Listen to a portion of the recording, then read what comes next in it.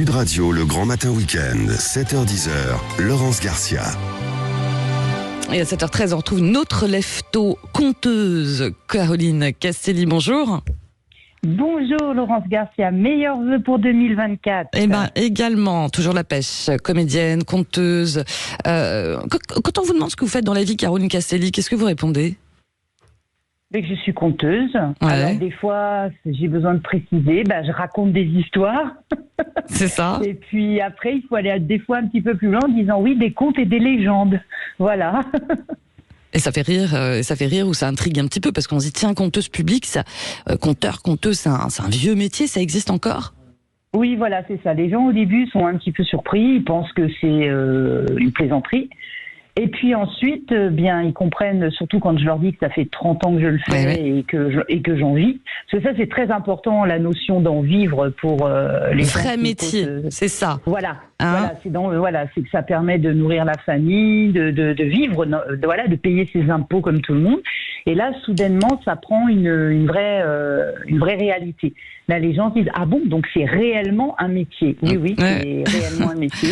Et moi, je confirme parce que je vous connais bien, pour vous avoir suivi, parce que vous êtes une conteuse tout terrain, comme vous dites, ça fait plus de 30 ans, vous racontez des histoires, des légendes aussi bien dans les médiathèques, les bus, en prison, dans les camps de migrants.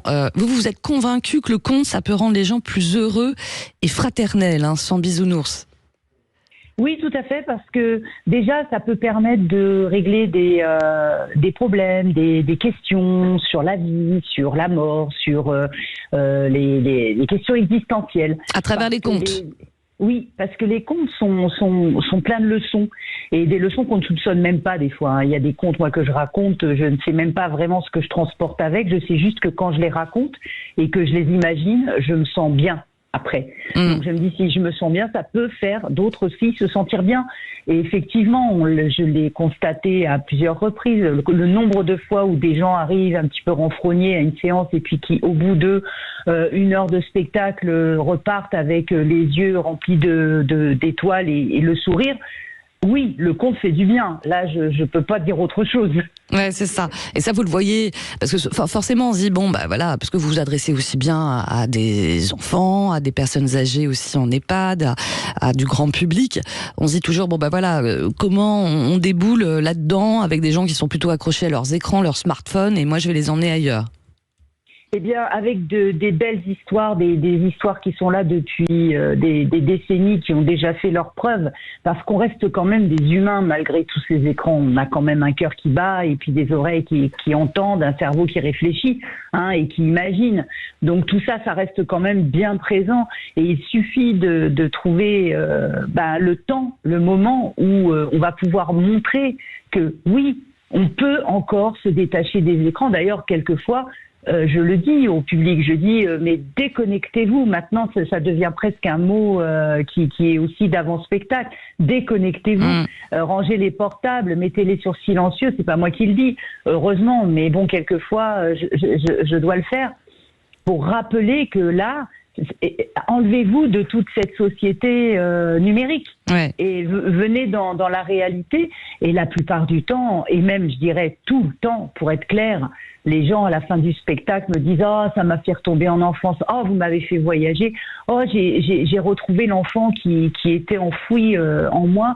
Ça m'a rappelé tellement de choses. » Et j'ai même vu des gens avoir des larmes aux yeux à la fin d'un spectacle, mais des larmes de joie, des larmes de s'être retrouvés. Avec forcément. Et ça, c'est grâce aux histoires. Des histoires, des légendes qui viennent du monde entier avec vous, d'Afrique, des Antilles.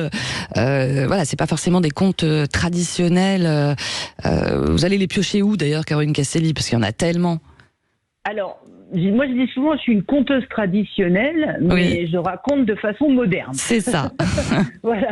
Et je vais les chercher, en premier d'abord par les rencontres, les gens que je peux voir, les anciens. Moi j'aime beaucoup la transmission orale, parce que j'ai le sentiment, quand on me transmet un conte oralement, qu'en même temps on transmet les émotions, les souvenirs et des choses que peut-être le livre, lui, ne saurait pas me transmettre.